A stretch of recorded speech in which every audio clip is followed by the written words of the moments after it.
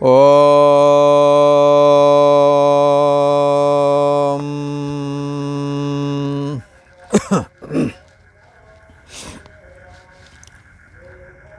श्री योग वासिष्ठ के उत्पत्ति प्रकरण में श्री वशिष्ठ जी महाराज बोले, हे राम जी, कामना युक्त जो कर्म करते हैं और उस कामना की वजह से इनके अंदर वासना बनती है और वासना आसक्ति का भी कारण बनती है।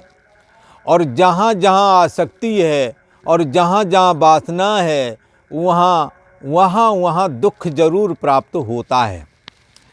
जो कामना युक्त कर्म करते हैं और उस कर्म के द्वारा बंध जाते हैं और फल भोगने के बाद में उन्हें दुख प्राप्त होता है और वर्तमान में भी उस सुख के छिन जाने का भी भय लगा रहता है।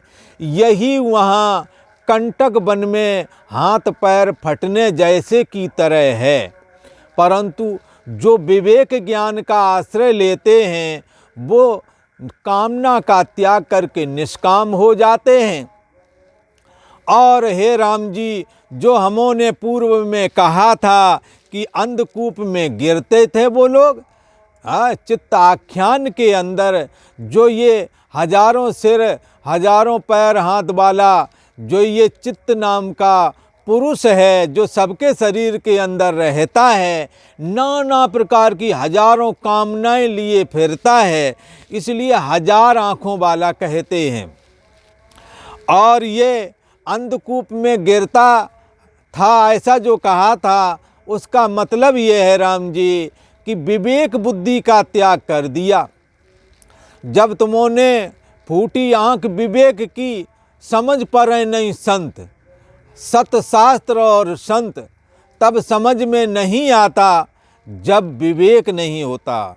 इसलिए बगैर विवेक के आप घर गृहस्थी का जीवन भी नहीं जी सकते, तो बगैर विवेक के अध्यात्म ज्ञान कैसे संभव है।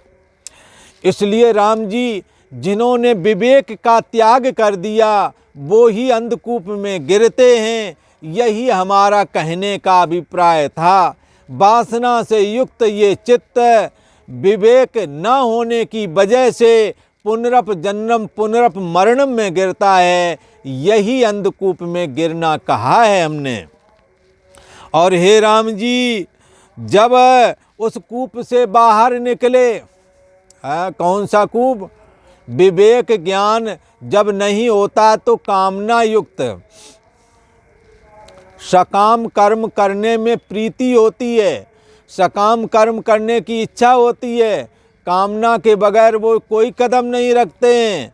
लोग कहते हैं, अरे भाई हम वहाँ जाएंगे, हमें क्या फ़ायदा होगा। एक आश्रम में रुके हुए थे, उन्होंने कहा उपदेश चल रहा था गीता अध्ययन करना चाहिए, तो वो बोले कि गीता अध्ययन से हमें क्या मिलेगा। तो महात्मा ने पूछ लिया, कहीं बनिया तो नहीं हो तुम? तो बोले, हाँ मैं बनिया हूँ।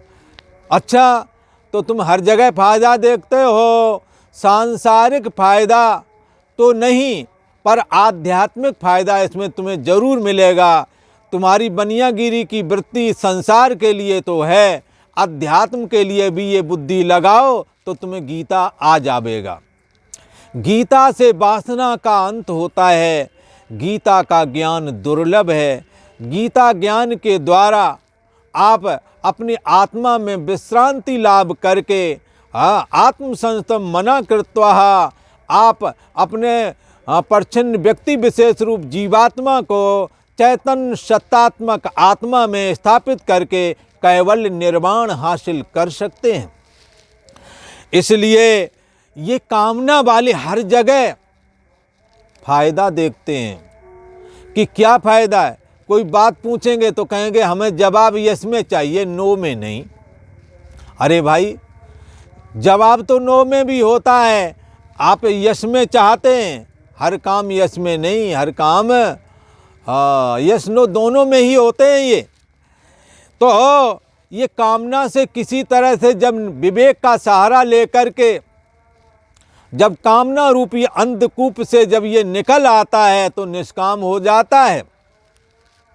और निष्काम होकर के जब पूर्ण कर्म करता तो स्वर्ग को चला जाता। हे राम जी, हमने जो ये कहा था कि कदली के वन में घूमता फिरे तो कदली का वन ठंडा होता है, स्वर्ग में भी मृतलोक की अपेक्षा अधिक सुख प्राप्त होता है, इसीलिए हमने कदली वन की उपमा दी। जब कामना वाला धर्म कर्म कुछ निष्काम होकर के जब करता है तो स्वर्ग जाता है, पूर्ण कर्म करता है विवेक के द्वारा। जब पुनर्जन्म वाला, पुनर्मरणम वाला और नाना तरह की कामनाओं वाले जो ये काम करता रहा, थोड़ा समझ जगी, किसी ने बताया तुम जो काम करते हो इन कामों को दूसरों के परोपकार की दृष्टि से करो तो पूर्ण हो जाएगा। तो पूर्ण हुआ, पूर्ण से स्वर्ग गए। राम जी, बस इसी को मैंने कदली वन में जाना कहा।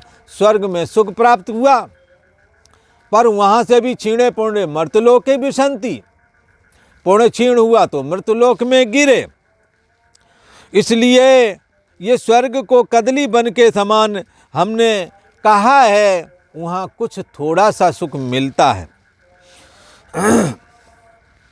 स्त्री पुरुष कलत्र आदि जितने भी हैं ये कंजा के वन के समान है। कंजा कुंजा, कंजा कहो कुंजा कहो, कहीं कंज कहते हैं, कहीं कुंजा कहते हैं, कहीं कंजा कहते हैं। ये एक बेल हुआ करती है जिसकी नस नस पर सैकड़ों हजारों कांटे होते हैं। बंधुओं, अकेला अच्छा ये पुरुष पढ़ लिख करके तैयार हुआ और शादी करके इसने ये सोचा था कि हम सुखी हो जाएंगे, पर ज्यों ही शादी की, एक कह रहे थे, कोई दूसरा नहीं, एक महिला ही कह रही थी, जब किसी के विवाह की चर्चा चल रही थी तब वहाँ बैठे किसी ने कहा चलो विवाह हो जाएगा, सुखी हो जाएंगे। तब वो महिला कह रही थी सुखी नहीं होवेंगे, तभी उसी समय से समस्या चालू होवेगी। ये कंजा की बेल उसी समय निकलना चालू होवेगी, जम आवेगी। पहले तो अकेले पेट की चिंता थी, अकेले कपड़े की चिंता थी, अकेले की, पर अब पत्नी का भी इंतजाम करना ही पड़ेगा। और फिर पत्नी जहाँ मिलती है इस माया रूपी नगरी में, पत्नी और पति तो फ्री मिल जाते हैं, भला तुमने बनाए नहीं, इनकी कोई कीमत नहीं है, ये फ्री फंड में मिल जाते हैं। पर इनके साथ एक चीज़ और चली आती है, जहाँ पत्नी सुख देती है वहाँ जली कटी भी सुनाती है। भला जली कटी सुनाना है, कोई छोटी सी बात हो गई 20 साल पहले, अब बूढ़े हो गए हैं, अब याद दिलाते तुम्हारी बहन ने ये कहा था, बात चल रही थी कहीं और जगह, पहुंच गई जाके बहन के पास, और बहन बेचारी वो बुढ़ापे पे है, तब पीछा नहीं छोड़ते हैं। इस तरह से ये कंटक की तरह चुभते हैं और दिन रात करते रहते हैं। भला करते करते जो भी कमाया दिया, पत्नी को दिया, बच्चों को दिया, बाद में पत्नी नाकोज होकर कहते तुमने हमारे लिए किया ही क्या, बताओ क्या किया तुमने हमारे लिए। वो करता करता अगला आदमी मर गया। ये कंजा का वन नस नस में ये कंटक चुभ जाते हैं। पर स्त्री पुरुष इसी प्रकार, पुरुष शराबी मिल जावे, चोरी उचक्की वाला मिल जावे, तो फिर क्या है, कांटे की तरह स्त्री को चुभता है कि कैसे जिंदगी कटेगी। स्त्री जब जली कटी सुनाने लगती तो कहती यार क्या बताऊं, ब्याह तो सुखी होने के लिए किया था पर मेरी जिंदगी तबाह हो गई। तो स्त्री पुरुष कलत्र आती कुटुंब जो हैं यही कंज वन के समान है, कुंजा की बेल के समान है, जिसमें कांटे ही कांटे हैं, जिसमें सुख रूप समझ करके इसमें हम प्रवृत्त होते हैं, पर बदले में हमें दुख ही मिलता है, कभी सुख नाम की चीज़ मिलती ही नहीं है। ये कंटक वन के समान है। सो पुत्र धन और लोगों की कामना है, इसके द्वारा ये कामना पूर्ति होती नहीं है, बल्कि दुखी होते हैं। मेरे को ये होना मांगता है, मेरे को धन चाहता है, मेरे को स्त्री चाहिए, मेरे को कार, बड़े बड़ी कोठियाँ बंगला चाहिए। कामनाएं लोगों के दिमाग में भरी पड़ी हैं, इसकी वजह से ये बड़ा दुखी होता है और कष्ट पाता है। हे राम जी, जब महापाप कर्म करते हैं तब नरक रूपी अंधकूप में ये जीव पड़ता है। और जब पुण्य कर्म करते हैं तो कदली के बन की नहीं स्वर्ग को प्राप्त हो जाता है। तो कुछ उल्लास को भी प्राप्त होते हैं। हाँ, कुछ जैसे कदली बन आदि में पहुंच गए, थोड़ा उल्लास मिल गया, खुशी मिल गई, और फिर बाद में वही रोना। हे राम जी, गृहस्थ आश्रम महा दुख रूप है, कंज बन की तरह है। यहाँ पर जहाँ सुख रूप समझ के प्रवृत्त होते हैं, दरअसल दुख वहीं से चालू हो जाता है। ज्यों ज्यों भीगे कामरी त्यों त्यों भारी होवे। जैसे जैसे ये घर गृहस्थी का जीवन हम जीने के लिए संसाधन जुटाते हैं, स्त्री जुटाते हैं, पुत्र जुटाते हैं, मकान दुकान जुटाते हैं, ये दुख रूप ही कहलाता है, कंज बन की नहीं है। हे, ये मनुष्य ऐसे मूर्ख हैं कि अपने नाश के निमित्त दुख देने वाले ही कर्म करते हैं, प्रवृत्त हुए हैं धन पुत्र स्त्री आदि में सुख रूप समझ करके। बदले में क्या मिला? सर्वम दुखम सर्वम दुखम। उनमें जो बेहद कर्म करके निष्काम कर्म करके आते हैं, वे शुभ अशुभ कर्मों के बंधन से मुक्त हो जाते हैं, क्योंकि निष्काम कर्म करने वाले का चित्त निर्मल हो जाता है और वो निर्मल चित्त से ब्रह्म चिंतन करते मुक्त होकर के परम पद को प्राप्त कर लेते हैं। और जो विवेक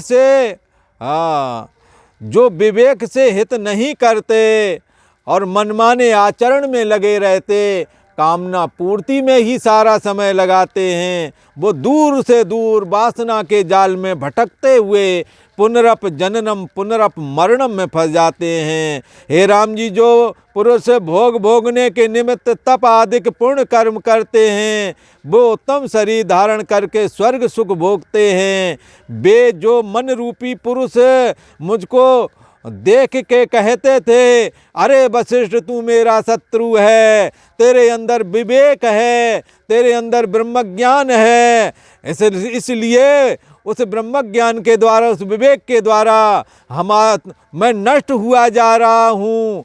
तो वो जो कह रहा था वो चित्त ही था, जो ये क्या कह रहा था, तू हमारा शत्रु है, वशिष्ठ जी से कह रहा था, तुझसे हम नष्ट होते हैं। और वो रुदन करते थे। तो रुदन करने का मतलब यही है कि विषयों में जाकर के फिर विषयों का विषय तो विषम समझना चाहिए, फिर विषयों के बाद में रोग बन जाते हैं, और रोग बनने के बाद में इस शरीर इंद्रिय आदि का नष्ट होना तय है। इसलिए वशिष्ठ जी महाराज कहते हैं, वो हमारा विवेक देख करके वो लोग क्या कहते थे, अरे तू हमारा शत्रु है, तुझसे हम नष्ट होते हैं, और रुदन करते थे। विषय भोग त्यागने के निमित्त मूर्ख चित्त मनुष्य कष्ट पाते थे, विषय त्यागा नहीं जाता। और संतों ने कहा है, मुक्ति जो तू चाहता विष सम विषय तज तात रे, आर्जो क्षमा संतोष समदम पी सुधा दिन रात रे। संसार जलती आग है, इस आग से झट भाग कर आशांत शीतल देश में हो जा अजर हो जा अमर। तो कहते हैं कि ये वो रुदन करते थे, और विषय भोग त्यागने के विषय भोग जब छूटते हैं ना, तो फिर दुख लगता है। तो यही कष्ट पाना है। विषय भोग त्यागने के निमित्त मूर्ख चित्त मनुष्य कष्ट पाते हैं कि ये विषय हम कैसे त्याग दें, इनसे हम सुखी होते हैं। ना वो धन का त्याग कर सकें, ना पुत्र स्त्री आदि किसी का त्याग नहीं कर पाते, मकान दुकान आदि का भी मोह के वशी वो त्याग नहीं कर पाते। इसलिए मूर्ख चित्त ये मनुष्य कष्ट पाते हैं, क्योंकि मूर्खों की प्रीति सदा विषय में होती है, और जब विषय उसके छूटने लगते हैं तो बड़ा कष्ट पाता है। आज इतना ही।